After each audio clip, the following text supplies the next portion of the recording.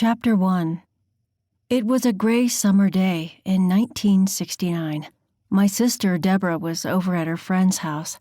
I was alone at home, as both of my parents were at work during the day. We had a 2-story house in the south of Charleston. The weather in the city was usually moderate, but that day felt a little hotter than usual. Back then, we did not have an air conditioner at our house. It wasn't like we could not afford it. We just never felt the need for it. My father heard that in 1902, Willis Carrier had invented a whole house air conditioner.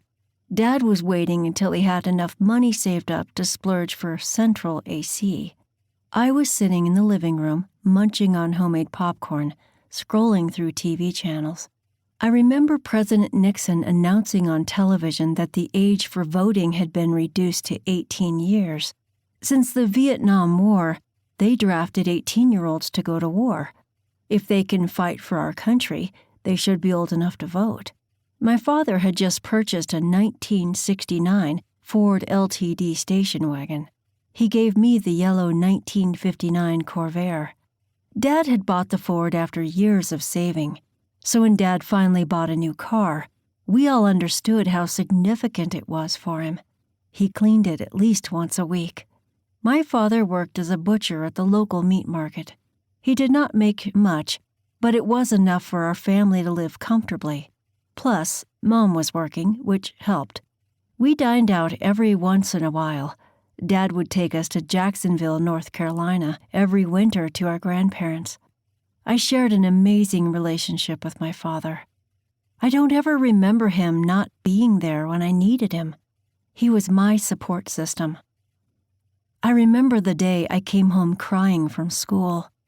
An older kid had bullied me, and I was crying so hard that I was sobbing.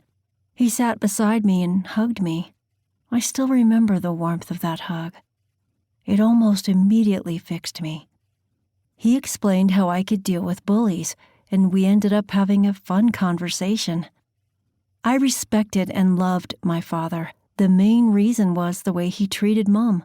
I had always seen my parents get along with each other. They never quarreled, at least not in front of me. Dad always expressed his love for her.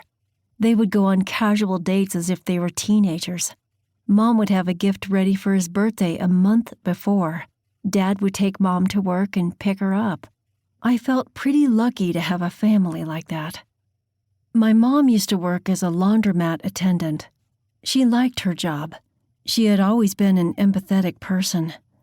When she got the job, she thought of it as somewhat helping people. Mom worked there for almost a decade before she switched jobs. She got an offer from the Francis Marion Hotel as an assistant manager. To be honest, she did not have the credentials for it, but our family knew one of the hotel's directors, and he did us a favor. My mother was a very loving person, not just with the family, but with everyone. I flipped the channels looking for something interesting. It was a Saturday or I would have been in school. It was my first year at Ashley Hall, a renowned high school in Charleston. I was in the 10th grade, taking 2 higher classes to graduate and go on to college. I was sad to leave the friends I made in middle school, but I knew Veronica and I would always be friends. I switched off the TV, put on my shoes, and went outside. The street that we lived on was a quiet one. Only a few houses were occupied, and there was not much traffic either. I decided to take a walk, maybe just go to the park. It was around 4 p.m., and the overcast weather made the ambiance gloomy. As I walked toward the far end of the street, I saw a boy come out of one of the houses on the left. He looked really familiar.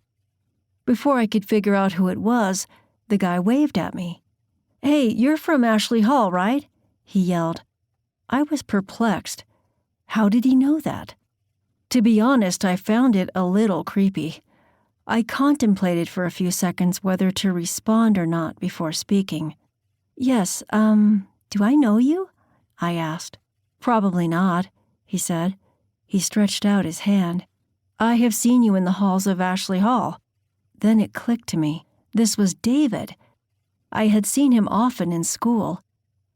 To keep listening to this audiobook, I've left you a link in the description so you can do it, at no cost thanks to Audible's 30-day free trial.